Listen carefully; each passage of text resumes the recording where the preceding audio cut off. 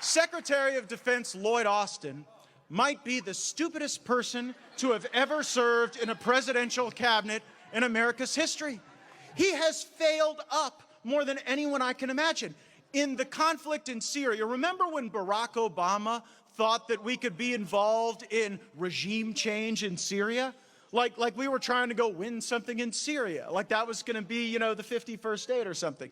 Well, they had General Austin at the time. His job was to go and put together a Syrian fighting force. And after the first battle, he had trained 4 or 5 people who survived. They had spent $48 million on that project.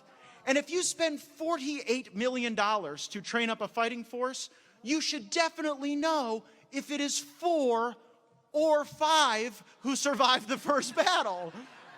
There should be no distinction about that. You should definitely know. But this guy proceeded to fail up, and when he became the Secretary of Defense, his first action wasn't a sane analysis of what was really going on in Afghanistan. It wasn't the interests of our fellow Americans. He had a stand down in the military so we could all reflect on our white supremacy and our extremism.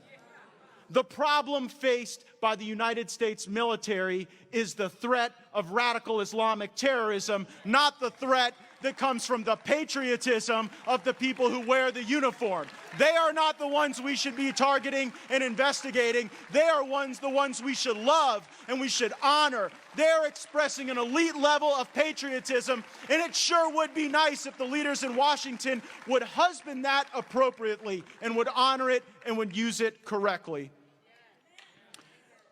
And if those who want to find new lands to invade, new regimes to topple, hoping that just beyond, every Arab strongman there is a democracy waiting to emerge rather than more terrorism and chaos,